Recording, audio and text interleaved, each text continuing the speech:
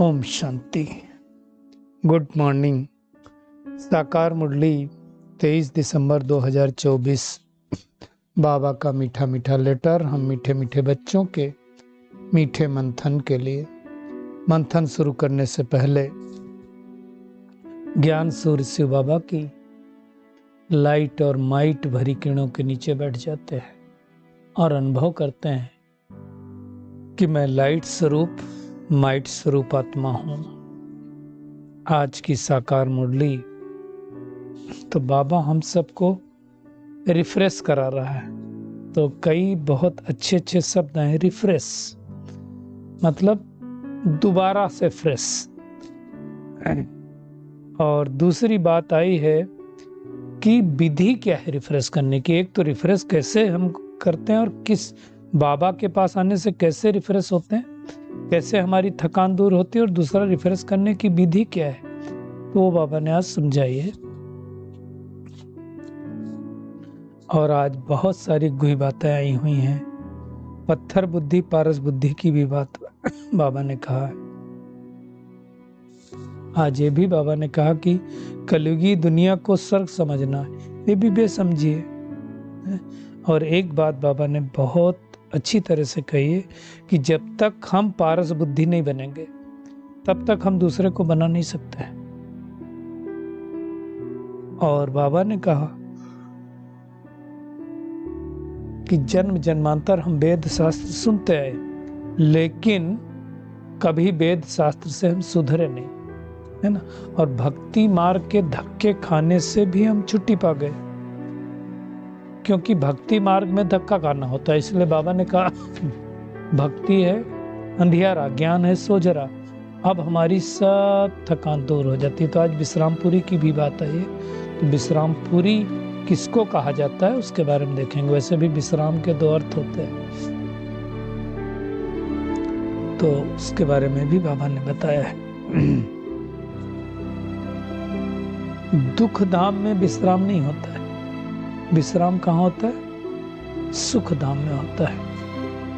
आज की दुनिया में भी जो विश्राम करते हैं उसमें कोई रिफ्रेशमेंट नहीं होता है। तो उसके बारे में भी बाबा ने आज कहा हुआ है, बताया हुआ है। देह अभिमान और देही अभिमानी की भी बात बाबा ने की है कि देह अभिमान अगर हम में आ जाते हैं तो आत्मा की सारी ताकत खत्म हो जाती है। और आज इसकी भी बात बाबा ने कही है कि कई दुनिया में मान्यताएं कि एक तालाब है मानसरोवर, जिसमें डुबकी लगाएंगे तो परी बन जाएंगे। बाबा ने कहा ऐसा नहीं है। ज्ञान मानसरोवर में डुबकी लगाएंगे तो परी बन जाएंगे। और आज बाबा ने चंडा देवी को फिर से याद किया। चंडिका देवी कौन है, उसके प्रश्न के बारे में बाबा ने पूछा कि वो कौन है, सोचो। और बाबा ने सतयुग की बात कही है। आज बहुत सारी महिमा आई हुई है कि सतयुग में यमुना के कंठे पर हम रहते थे। तो बाबा ने कहा जबरदस्त खुशी होनी चाहिए ना कि भगवान आकर के पढ़ा रहा है, तो मूझना क्यों है। कई लोग फिर सोचते हैं कि देवी देवताएं कोई ऊपर रहते होंगे, तो इसलिए ऊपर में नई दुनिया खोजने की कोशिश करते रहते हैं। बाबा ने कहा ऊपर में कोई दुनिया नहीं है, यहीं पर यमुना के कंठे पर तुम्हारी नई दुनिया थी। तब केवल भारत था। फिर कई लोग कहते हैं कि ऊपर जाकर के हम बस जाएंगे। बाबा ने कहा इतना सारा तो तुमने बसाया, पहले भारत कितना छोटा था, फिर धीरे धीरे बढ़ाते बढ़ाते कितना बड़ा हो गया है। और बाबा ने कहा याद और सेवा अगर है, ब्राह्मण जीवन का आधार क्या है? याद और सेवा। ये अगर शक्तिशाली हैं तो हम आगे बढ़ते रहेंगे। और इस संसार को अगर अलौकिक खेल और परिस्थितियों को अलौकिक खिलौना, इसको अंडरलाइन करेंगे, संसार को अलौकिक खेल और परिस्थितियों को अलौकिक खिलौना समझेंगे तो क्या होगा? निश्चिंत रहेंगे। तो हम शुरुआत करते हैं रिफ्रेश। रिफ्रेश कैसे कहते हैं? मतलब दोबारा फ्रेश। हम कल्प पहले भी फ्रेश हुए थे, अब हम थक गए तो अब भगवान हमसे फिर से रिफ्रेश कर रहा है। जैसे आप देखो, कभी हम बहुत थक हार के आए हों और नहा लो आप, तो क्या होता है, थकान दूर हो जाती है। तो भगवान के पास जब हम जाते हैं, उनसे मिलते हैं, तो हमारी थकान दूर हो जाती है। बाबा ने कहा भक्ति मार्ग की सारी थकान दूर हो गई, क्योंकि भक्ति मार्ग में क्या हम कितना तीर्थ यात्राएं किए, कितना पैदल किए, कहाँ कहाँ भटके, ये तो हम सब देखते हैं ना, खूब भटके। तो भगवान आकर के वो सारी थकान दूर कर रहा है। कैसे थकान दूर होगी? तो बाबा की याद से रिफ्रेश हो जाएंगे, दोबारा से फ्रेश हो जाएंगे। और रिफ्रेश होने की विधि क्या है? तो पहली विधि है ज्ञान सुन करके। आप देखो, कई बार क्या होता है, कोई बहुत डल हो गया हो, जैसे मैं आपको बताऊं, एक भाई की रिपोर्ट देखी उसने। अब रिपोर्ट में पता नहीं टाइपो मिस्टेक थी या जानबूझ के किया होगा, वो एक छोटी सी बात, वो रिपोर्ट देख करके अब वो बोला हमको स्वेटिंग होने लगी, दिल की धड़कन बन गई, सब कुछ हो गया, बड़ा घबरा सा गया। अब वो रिपोर्ट एक भाई ने देखा, बोला कुछ नहीं होता है, तो ऐसे है, रिपोर्ट में थोड़ी है, तुमको कुछ परेशानी हो रही? बोले नहीं, ये नहीं हो रही, तो तुम ठीक हो। तो अब ये थॉट क्रिएट करते हो, ठीक भी हो गया। तो भगवान आकर के हमें सद ज्ञान देता है। वो ज्ञान देता है, जैसे पहला ज्ञान दे दिया कि आप आत्मा हो, तो डर खत्म हो गया, हम शरीर छोड़ेंगे, मरने का डर खत्म हो गया ना। कोई नहीं मरता है, हर एक शरीर छोड़ करके जाता है। तो ये जो ज्ञान मिलता है, तो ज्ञान से तो सदगति होती है, और याद से हम रिफ्रेश हो जाते हैं। ज्ञान सुना सुना करके बाबा रिफ्रेश करता है, और परमात्मा को हम याद करते तो रिफ्रेश हो जाते हैं। इसलिए मेडिटेशन करने के बाद हम रिफ्रेश होते हैं। फिर आज विश्रामपुरी की बात आई है। बाबा ने कहा वैसे तो शिव बाबा की गोद में आते हो तो तुमको विश्राम मिलता है। विश्राम मतलब आराम।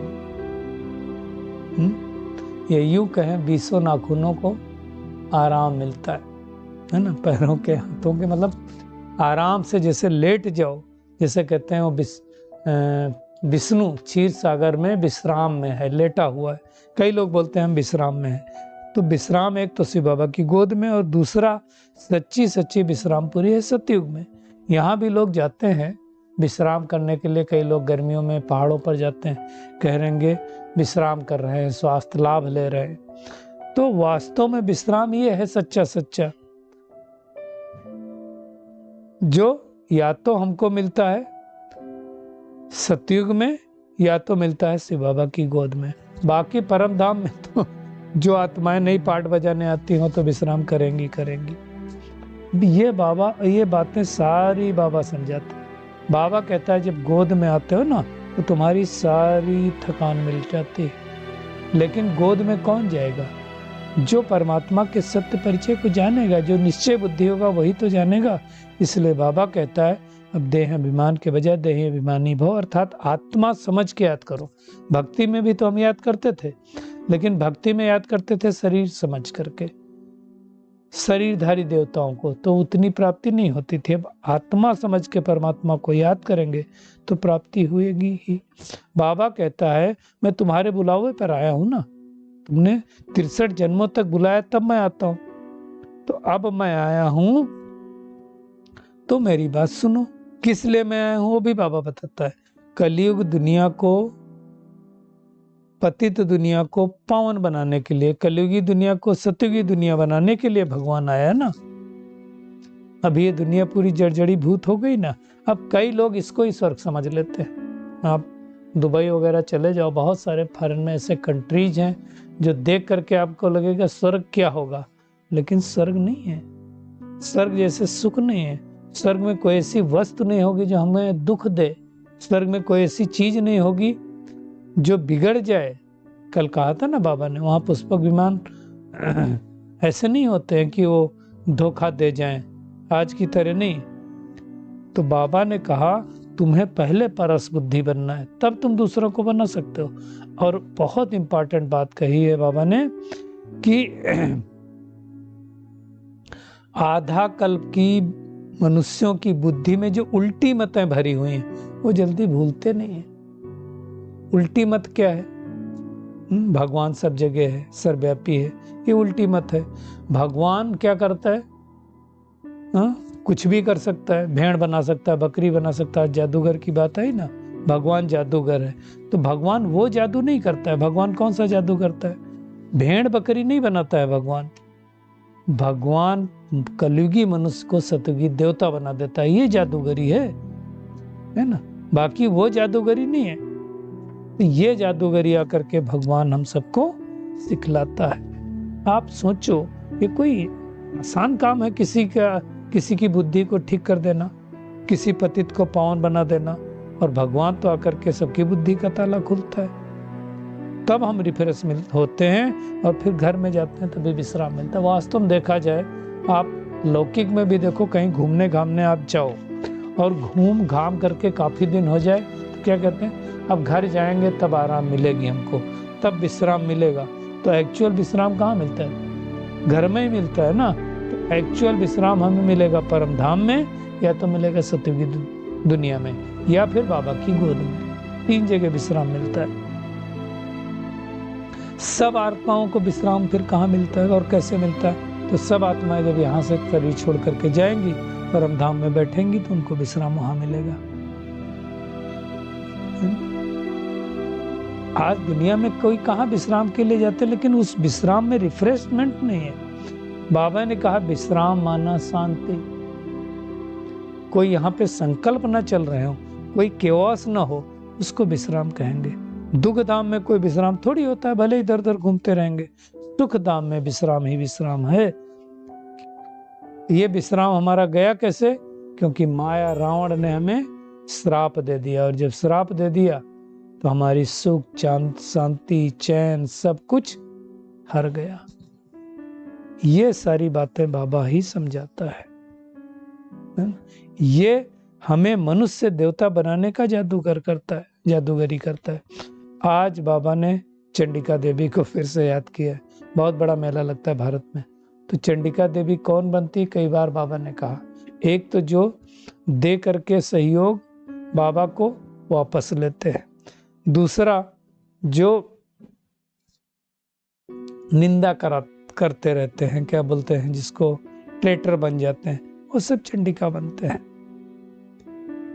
दो हैं, एक चंडिका देवी है और दूसरा जो वहां पे मुर्दे दफनाते हैं, है ना। कौन थी? कहते वो एक देवी थी। देवी थी मतलब देवी देवता बनने का पुरुषार्थ किया, लेकिन कोई ना कोई ऐसी गलती हो गई जिससे उसको चंडिका देवी बनना पड़ा। सतयुगी जब हम होते तो श्रेष्ठाचार्य होते। अब सतयुग में चंडिका देवी कोई नाम नहीं होगा, इस नाम से कोई नहीं होगा वहां पर। ये तो गायन है ना। कलयुगी संप्रदाय में क्या क्या टाइटल देते हैं, बात मत पूछो। रावण नाम भी देखा है हमने, सुना हुआ है ना। तो इस समय भगवान आकर के हमें दैवी गुणों से सजाता है, इसलिए देवताओं को श्रेष्ठ कहा जाता है। मनुष्यों को श्रेष्ठ नहीं कहा जा सकता, क्योंकि वो मन बसीभूत है ना, उनके अंदर कोई गुण नहीं है, इसलिए उनको श्रेष्ठ नहीं कहा जा सकता है। दुनिया में साधु सन्यासी तो जानते नहीं, नेति नेति कहते हैं। आत्मा इस समय ही इस ज्ञान को धारण करती है, और ज्ञान धारण करने के लिए बाबा ने कहा देह अभिमान नहीं, देह अभिमानी बनो। देह अभिमान में अगर हम रहेंगे तो हमारे अंदर जो ताकत है ना, वो सारी ताकत खत्म हो जाएगी। बाबा ने कहा इस अविनाशी ड्रामा के राज को जो ठीक रीति जानते हैं वो सदा हर्षित रहते हैं। अब हमें चेक करना है, अगर मैं आत्मा सदा हर्षित नहीं रहती हूँ, खुश नहीं रहती हूँ, इसका मतलब ड्रामा के राज को ठीक से नहीं समझा। हर आत्मा का ड्रामा में अपना अपना पार्ट, किसी के पार्ट को देख करके हमें मूंझना नहीं है। अपना अपना पार्ट हर आत्मा निभा रही है। अब दुनिया में क्या हुआ, शास्त्रों में हम पढ़ रहे थे ना कि देवी देवता ऊपर रहते थे, मनुष्य नीचे रहते थे। तो समझ लिया कि ऊपर में कोई दुनिया है, इसलिए दुनिया ऊपर बसाने की कोशिश करते हैं। लोग ऊपर तलाश करते रहते हैं, ग्रहों में, नक्षत्रों में, चंद्रमा में, है ना, कहीं ना कहीं वो दुनिया मिल जाए। कोई दुनिया नहीं है। लाखों करोड़ों अरबों रुपया खर्च करके आप सोचो अंतरिक्ष में लोग जाते हैं, फायदा क्या होने वाला? बाबा ने तो कह दिया कोई मतलब नहीं। ये भारत में भी इसरो में अरे कितना पैसा खर्च होता है, वही पैसा विकास में लगे तो कितना फायदा होगा। लेकिन ये बात किसी को कहोगे तो लोगों को अच्छा नहीं लगेगा। जान जोखिम में डाल करके जाते हैं। बाबा ने एक मुरली में कहा था, कोई भरोसा भी नहीं है कि वापस आए कि नहीं आए। अभी आप देखो सुनीता विलियम्स को, कब गई थी, अप्रैल में गई थी, अभी तक वहीं है और एक आध महीना लग सकता है। तो कोई मतलब कोई मीनिंग नहीं है, वहाँ जीवन संभव नहीं है। लेकिन इसको साइंटिस्ट लोग बहुत बड़ी उपलब्धि समझते हैं अगर ऐसा होता है तो। बाबा कहता है ऐसी ये कोई उपलब्धि नहीं है। तो हमें मेहनत करनी है देवी देवता धर्म बनने की, है ना। देवी देवता धर्म था तो कोई और खंड नहीं था। अभी तो कितने खंड हो गए। तो बाबा कहते कितनी सारी दुनिया बसा ली, अब ऊपर क्यों बसाओगे। छोटे से टुकड़े में हम सब रहते थे ना जमुना के किनारे। तो बाबा ने कहा वो दुनिया कितनी शोभायमान, स्वतः प्रधान नेचुरल ब्यूटी थी, अभी तो आर्टिफिशियल ब्यूटी। आप क्या क्या लोग कराते, डेंटिंग पेंटिंग, बात मत पूछो। सत्युग में डेंटिंग पेंटिंग की जरूरत नहीं, वहां ब्यूटी पार्लर नहीं होगा, उसकी आवश्यकता नहीं, क्योंकि नेचुरल खूबसूरती होती। दुनिया में आज बाबा ने कहा श्री कृष्ण का जब जन्म होता है तो सारे कमरे में जैसे रोशनी हो जाती। रोशनी मतलब उस आत्मा का इतना तेज है, इतना प्रभाव है। इसलिए कहते हैं कि श्री कृष्ण का जब जन्म हुआ तो जो पहरेदार थे सो गए, जेल के ताले टूट गए, हथकड़ी बेड़ियां टूट गई, उजाला उजाला हो गया। ये इसी समय का गायन है जो बाबा बता रहा है। उजाला हो गया मतलब इतना तेज होता है आत्मा का। और आत्मा सतयुग में जब पैदा होती है तो रोती नहीं है, रोते हुए नहीं पैदा होती। यहाँ बच्चा रोते हुए ना पैदा हो तो कहेंगे पता नहीं बीमार है, क्या हो गया, बौना तो नहीं है, बौरा तो नहीं है, गूंगा तो नहीं है। तो ऐसा कुछ होता नहीं है सतयुग में। बाबा ने कहा अभी तुम परिस्तान में जाने के लिए पुरुषार्थ कर रहे हो। बाकी ऐसा नहीं होता है कि तालाब में डुबकी लगाएंगे तो परी बन जाएंगे, नहीं। ये सब बाबा ने कहा झूठे नाम रख दिए। और सबसे बड़ा झूठ लाखों वर्ष का कल्प है, तो उससे तो दुनिया झूठी हो गई, है ना। आप सोचो, बाबा ने कहा इस छोटी सी आत्मा में कितना सारा पार्ट भरा हुआ है। ये हम बच्चों के अलावा तो कोई जानता नहीं है, विचार करने की बात है। और बाबा ने कहा जो बच्चे स्कॉलरशिप लेते हैं उनको अंदर से खुशी होती है। तो अब चेक करें कि मैं क्या स्कॉलरशिप लेने लायक बन गया हूं। देखो ये है गुप्त पढ़ाई, कोई देख थोड़ी रहा कि हम ये पढ़ाई कर रहे हैं, गुप्त रीत से हम पढ़ाई कर रहे हैं। तो गुप्त अहम ऑब्जेक्ट को देख करके हमें खुशी का, बाबा ने कहा पारावार होना चाहिए। है खुशी का पारावार नहीं, इतनी खुशी है क्या? नहीं है तो कहीं ना कुछ गफलत है। ऐसी पाठशाला कहीं देखी दुनिया में जहां मनुष्य देव बनते हों? बाबा ने कहा दुनिया में भी देखो, जितनी बड़ी पढ़ाई उतनी फैसिलिटीज होती है। दुनिया में बड़े बड़े जो कॉलेज होते हैं वहाँ सुविधाएं बहुत होती हैं। और यहाँ बाबा ने कहा देखो कितने साधारण पट पर बैठते हो। अभी तो फिर भी कुर्सियाँ हो गई, बाबा मिलन में जाते हैं, हालांकि पट पर भी बहुत सारे लोग बैठते हैं। कुर्सियों पर तो सब नहीं बैठ पाएंगे 25-30 हजार होते, लेकिन पट मिल जाए वही बहुत है। ये कोई उस तरह की पाठशाला नहीं कि बहुत सारी फैसिलिटीज हो, नहीं। आत्मा को पढ़ना होता ना, पट पे बैठे, तख्त पे बैठे, कुर्सी पर बैठे, ऐसा नहीं होता जो पीछे बैठ करके पट पे बैठ करके बाबा से मिलन कर रहे हैं तो उनको कम शक्ति बाबा दे। नहीं, बाबा तो बराबर शक्ति देता है। कई लोग बड़ी धांधलागिरी करते हैं ना, इसके लिए कोई आवश्यकता नहीं है। हमको हमारी स्थिति के हिसाब से हमें प्राप्ति होती है। और एक बार हम देवता बन गए तो इस पढ़ाई की कोई जरूरत नहीं। जैसे बाबा ने कहा बैरिस्टर बन गया तो बैरिस्टर की पढ़ाई का क्या करेगा। आज के वरदान पे आते हैं तो बाबा ने कहा ब्राह्मण जीवन का आधार है याद और सेवा। ये अगर दोनों आधार शक्तिशाली हैं तो हम तीव्र गति से आगे बढ़ सकते हैं, मायाजीत बन सकते हैं। अगर याद कमजोर है, सेवा बहुत है, मान लो सेवा बहुत है और याद कमजोर है, इसका उल्टा भी हो सकता है, याद बहुत अच्छी लेकिन सेवा कमजोर है, तो तीव्र गति नहीं हो सकती। बैलेंस चाहिए दोनों का, याद और सेवा का बैलेंस। कई बार बोलता है याद, बाबा बोलता है याद और सेवा का डबल लाख लगा तो माया नहीं आ सकती। आज क्या कहा, सेवा बहुत अच्छी हो, याद कमजोर है तो भी तीव्र गति नहीं हो सकती। याद बहुत अच्छी लेकिन सेवा कमजोर तो भी तीव्र गति नहीं हो सकती। तो दोनों का बैलेंस चाहिए, दोनों में तीव्र गति चाहिए। याद आबे बेचारी होनी चाहिए, एक बाबा की होनी चाहिए, और सेवा निस्वार्थ होनी चाहिए। ये दोनों साथ साथ होंगे तो माया जीत बन जाएंगे, जगत जीत बन जाएंगे, नहीं तो नहीं बन पाएंगे। तब क्या होगा, हर कर्म में कर्म की समाप्ति से पहले विजयी हम दिखाई देंगे। तो ये सब हमको मेहनत करनी है विजयी बनने की।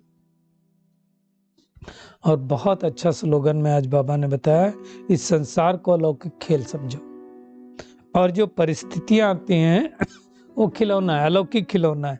लौकिक नहीं कहा बाबा ने, अलौकिक। लौकिक मतलब जो इस संसार में हमारे सब हैं उसको लौकिक कहते हैं, संबंधी या वस्तुएं। अलौकिक यज्ञ से संबंधित। तो बाबा ने कहा अलौकिक खिलौने के समान समझ कर चलो। तो क्या मैं आत्मा अलौकिक समझती हूँ अलौकिक खिलौना परिस्थितियों को? नहीं तो परिस्थितियां आती तो फिर हम हिल जाते हैं। छोटी छोटी परिस्थितियां आ जाएं, साइकिल पंचर हो गई, गाड़ी पंचर हो गई, मोबाइल खराब हो गया। मोबाइल खराब होता तो लोगों की स्थिति बड़ी खराब होती है। हमने देखा इंटरनेट नहीं चल रहा है, लोगों की स्थिति बड़ी खराब हो गई। ये तो काम ही नहीं कर रहा है, काम नहीं कर रहा है तो ये भी तो एक परिस्थिति है ना। तो उस परिस्थिति में अपनी स्थिति क्यों खराब करने का? ये छोटी मोटी परिस्थितियां तो आती ही रहेंगी, आनी ही है। उन परिस्थितियों से हमें घबराना नहीं है, कोई ना कोई सलूशन तो निकलेगा ही। तो आज का पूरा होमवर्क एक तो है बाबा की गोद में विश्रामपुरी की बात हुई ना, तो एक तो विश्रामपुरी है बाबा की गोद में, तो उनकी गोद में विश्राम की महसूसता करनी है। सत्युग में चक्कर लगाना है तो भी विश्रामपुरी है, और परम धाम में तो सबको विश्राम मिलने वाला है। और बाबा के पास हम रिफ्रेश होने के लिए आए हैं, तो देही अभिमानी हो बन करके रिफ्रेश रहना है। इस अविनाशी ड्रामा के रहस्य को समझकर सदा हर्षित रहना है। हर एक्टर का इस ड्रामा में अपना अपना पार्ट है, इसलिए किसी के पार्ट को देख करके मूंझना नहीं है। आई एम ऑब्जेक्ट को सामने रख करके खुशी में खग्गियां मारनी है। बुद्धि में रहे कि हम इस पढ़ाई से लक्ष्मी नारायण बनने वाले हैं, और याद और सेवा ही ब्राह्मण जीवन का आधार। इसलिए दोनों में तीव्र गति रखनी है। इस संसार को अलौकिक खेल और परिस्थितियों को अलौकिक खिलौना समझना है। अच्छा, शुक्रिया मीठे प्यारे बाप दादा, शुक्रिया आप सभी का इस मीठे मंथन के लिए। अच्छा, ओम शांति।